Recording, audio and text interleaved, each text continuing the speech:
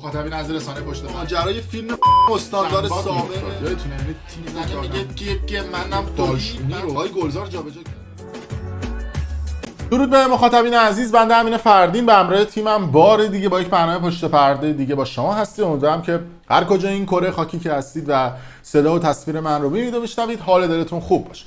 امروز قصدیم که در برنامه پشت پرده افشا بکنیم پشت پرده دو دسته از آدم ها رو، سلبریتی اند سلبریتی، افرادی که در طول این یک ماه گذشته با موضع‌گیری‌هاشون شخصیت و جایگاهشون رو بین مردم پیدا کردن و عده‌ای شخصیت واقعیشون رو به مردم نشون دادن و به مردم اثبات کردن که چجوری نون به نرخ روز خورن، چجوری میتونن از جریانات مختلف به نفع خودشون استفاده بکنن. در طول تاریخ هم همین جوری بوده دیگه، یعنی قبل انقلاب اگر نگاه بکنیم نظیر داریوش و ابی و امثال اینها که تا قبل از انقلاب میرفتن شعر میخوندن ضد حکومت شاهنشاهی، بعد از انقلاب هم دیدن ای بابا جا تر و بچه نیست، اومدن اینور و شروع کردن شعرهای ضد انقلابی خوندن و اون از قبل انقلابی و بعد از انقلاب هم که دیگه تکلیف مشخصه دیگه، یعنی هر کسی هر سمتی براش سود داشت رفت اون سمت.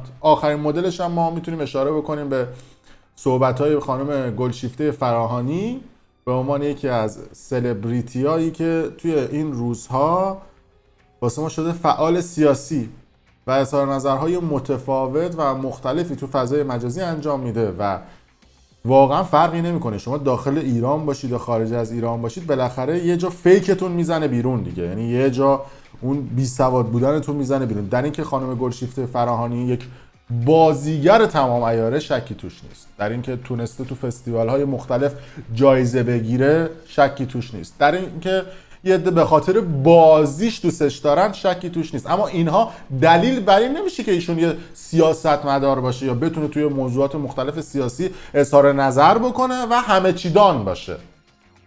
که ما شاهد بودیم در طول این چند روز گذشته تو توییتر با انتشار یه سری از توییت ها و توی اینستاگرامش با انتشار یه سری از پست ها، یعنی بیسوادی خودش رو به رخ همکاران خودش کشید، یعنی سه هیچ چه عرض بکنم هیچیش یه در رو زد با توییت هایی که زده بود که حالا نشون میدیم. ولی من روی صحبتم با کل سلبریتی ها و سلبریتی هاست، خواهشاً به خاطر اون تعداد آدم هایی که شما رو به خاطر هنرتون و به خاطر اصطلاحاً استعداد خدادادیتون فالو کردن و یه فالوور میلیونی گرفتید جوگیر نشید. فکر نکنید که n میلیون فالوور دارید دیگه میتونید رهبر یک جنبش مردمی باشید یا n میلیون فالوور دارید همه چی دان هستید. مثل مسیح علی نژاد که جو گرفتش گفت من رهبر این اعتراضات هم دیدید دیگه، در طول این 2 هفته گذاشتم همه نشوندن سر یا کلا فید شد دیگه، اصلا نیستش، چون شخصیت خودش رو به مردم نشون داد، وایسش هم اومد بیرون که تاجر هستن، آدمیه که از خون مردم پول در میاره، یعنی مردم میرن تو خیابون جون میدن فیلم میگیرن ایشون میفروشه به شبکه‌های مختلف. تخفیفش مشخص شد و مشخص شد که چجوری فاند بگیره. یه سری دیگه از این سلبریتی ها بودن نظیر مهران مدیری و کسای دیگه که جو گرفتشون، اومد پست گذاشت گفت من سمت مردم امیر تتلو خوب شناختش فش خارمادر کشید بهش، همون امیر تتلویی که یه عده مسخرهش میکنن اومده گفته آقا من کنسرتمو رایگان برگزار میکنم، یک مکان اعتراضی برای مردم باشه. اونایی هم که بلیط خریدن که دیگه خریدن، اونایی هم که بعد از این اتفاقات افتاد میتونن رایگان بیان و فعالیت اعتراضی انجام بدن. یعنی امیر تتلو حاضر کنسرت رایگان برگزار بکنه، داریوش حاضر نیست برگزار بکنه. ابی که تا دیروز میرفت تو کشورهای عربی آهنگ خلیج فارس رو نمیخوند و ادعا میکرد که من سیاسی نیستم و صحبتاش تو فضای مجازی منتشر شد و خود شما همتون هم دیدید چه اتفاقی میفته که اول کنسرتاش میگه نمیدونم آزادی ایران و فلان و بیایم بریم تو جنبش اعتراضی و بریم تو خیابون‌های نیویورک و جای مختلف و چیزهای مختلف. ای بابا تو که تا دیروز میگفتی من سیاسی نیستم، پولای عربستان بهت خوب ساخته بود، جرأت نداشتی آهنگ خلیج فارس رو بخونی. اینجور موقعاست که فیکشون میزنه بیرون، یعنی هر جایی که به نفعشون باشه میرن همون سمت، قبل انقلاب باشه اون سمتن، بعد انقلاب باشه این سمتن. یه عده‌ام خب حالا میگن فالوور ما دیگه، ما هر کاری هم بکنیم همه ما رو دوست دارن، میگن هنرمندیم دوستمون دارن. و این صحبت ها برای اونها تأثیری نداره. ما هنرمندیم و پولمون رو میگیریم 200,000 یورو و کنسرت های خودمون رو کنسل نمی کنیم و مردم میان توی کنسرت های ما و بعدش میگیم چی؟ میگیم کنسرت اعتراضی بوده. همه خواننده ها کنسرتاشون رو کنسل کردن الا این 3-4 نفری که قبل انقلاب وضعیتشون مثل داریوش شیبی چی بوده، بعد از انقلاب هم مشخصه چی بوده. اگه کنسل شدن کنسرت باید برای همه باشه، برای شما باید باشه دیگه. مفت اعتراضات چرا میبرید؟ بگذاریم برسیم به این خانم گلشیفته فراهانی. گفتم دیگه یه دونه توییت زده بودن که حالا میخونیم توییت ایشون رو، خودتون به دست بیارید ته ماجرا رو. میگه که نوجوان‌ها تو ایران دارن تو خیابون‌ها میمیرن، شماها بشینین واسه شیر و خورشید و کوفت و زهرمارتون رو این پرچم بحث کنید و همدیگر رو پاره کنید. مطمئناً اونها یعنی جوانای تو ایران دغدغه تاریخ کوفتی ساسانی و هخامنشیتون رو نه دغدغه اونا رو دارن، نه اصلا هوا و فضای فکر کردن به نماد پرچم آیندهشون و وقتی پیروز میشن، یعنی وقتی پیروز میشن اصلا تاریخ و تمدن رو فراموش میکنن. خانم گلشیفته فراهانی، تاریخ و تمدن اون مملکت جزء اسناد اون مملکته. اگه اینطوریه خب با خلیج فارس هم بدیم بره دیگه، به قول شما بگیم کوفت زهرماره. این نشون میده که شما درک درستی از فضای سیاسی ندارید و تاریخ یک مملکت رو دارید اینجوری به فنا میدید. گفتم در اینکه شما هنرمندید، در اینکه شما کلی جایزه گرفتید، در اینکه شما توی کشورهای خارجی همه قبولتون دارن توی بازی، در اینکه چند تا زبون بلدی، اوکی دمت هم گرم، تشکرم ازت میکنیم.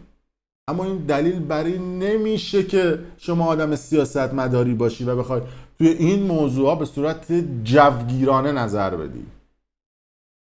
یه توییت دیگه هم زده بودن، گفته ملت ایران هیچ حمایت خارجی نیاز ندارد، فقط همین حرکت رو انگولک نکنند کافی است.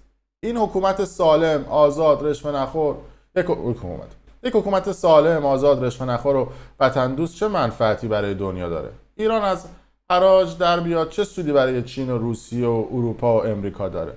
نفت و گاز و خزر و خاک و هوا رو دیگر مفت نخرید، چه سودی براشون؟ نخرند چه سودی براشون داره؟ اولا اینکه اگر بخواد اون مملکت حالا آزاد بشه یا مردم آزادانه بتونن تو مملکت زندگی بکنن بدون فیلتر شکن خارجی ها، یه قلمشو گفتم، بدون فیلتر شکن خارجی اصلا نمیتونن تصاویر رو بفرستن واسه شما که اینجوری بخوای یا اظهار نظر بکنی. یه قلمشو گفتم، بقیهش بماند. ما قرار نیستش که بگیم که اونا باید 100% حمایت بکنن، نه، ما میخوام بگیم که بعضی وقتا ابزار اونها میتونه واسه پیروزی یه ملت لازم باشه. ابزارشون رو ما لازم داریم. میخوام به شما بگم که یه مقداری شما سلبریتی ها، حالا شما جز سلبریتی ها، جز سلبریتی ها نیستی خانم گلشیفته، یه پله از بقیه حالا شما بالاتری با توجه به سابقه کاری که داشتید و هنرتون کاملا مورد احترام ماست، اما دلیل بر این نمیشه که تاریخ و تمدن یک کشور رو زیر پا بذارید. تو توییتر هم مردم جواب شما رو دادن، ما میبینیم دیگه. توییتر مثل اینستا نیست، یعنی بیاید اونجا بخوای اظهار نظر بکنید قشنگ بالا تا پایین تو میشورن، یک کارا که کارواش هم میکنن، تو لنگ هم میکشن، تو فاخر هم میزنن، اگه حال بکنن باهات پولیش هم میکنن، میگن بفرما. اینستا نیست برات فرش قرمز پهن بکنن. بازم یه مقداری یه قدم میام عقب‌تر و میخوام یه مقداری نگاهمو کلی‌تر بکنم. روی صحبتم با کل سلبریتی ها و سلبریتی هاست. تو این شرایط مفت قضیه رو واسه خودتون نبرید. مفت کشی اصطلاحاً نکنید. بعضی جا سکوتم بکنید بهتره، یعنی جای دوری نمیره. مثلا سکوت بکنید، موضوع اظهار نظر نکنید. یعنی اگه حرف نزنید کسی به شما نمیگه که قدرت حرف زدن ندارید. اتفاقا میگن که چقدر سکوت سیاستمدارانه ای داشت مثلا. امثال اینا زیادن ها. مثلا یه مقداری فالوور میگیرن، یه مقداری دنبال کننده میگیرن و جو میگیرتشون و سریع سعی میکنن که تو فضای مجازی از آب گلالود ماهی بگن. گفتم دیگه تو ویدیویی که تو همین کانال یوتیوب من منتشر کردم در خصوص امثال صدف بیوتی ها زیادن که میخوان مفت قضیه رو ببرن. در هر صورت خیلی نمیخوام تا این ویدیو زیاد بشه، دوست دارم شاکی بشن. مراقب این افراد باشید. ما اگر خانم گلشیفته فرانی و امثال شما رو فالو میکنیم دلیل بر این نمیشه که موافق کل تئوری و عقاید شما باشیم. شاید به خاطر هنر شما رو فالو کردیم. و تو این قضایا خانم گلشیفته فرانی نزدیک 4-5 میلیون هم فالوور گرفته قابل توجه دوستان. یعنی جزو اون افرادی بود که حسابی تو این فضا اگه واسه مردم خون داشت واسه ایشون فالوور داشت. در صورت مرسی که تا این لحظه با ما بود. اگر دوست داشتید ویدیو برای دوستان خودتون به اشتراک بذارید، واسه ما کامنت بذارید زیر همین ویدیو و کانال یوتیوب برنامه پشت پرده رو سابسکرایب کنید. ممنون از شما.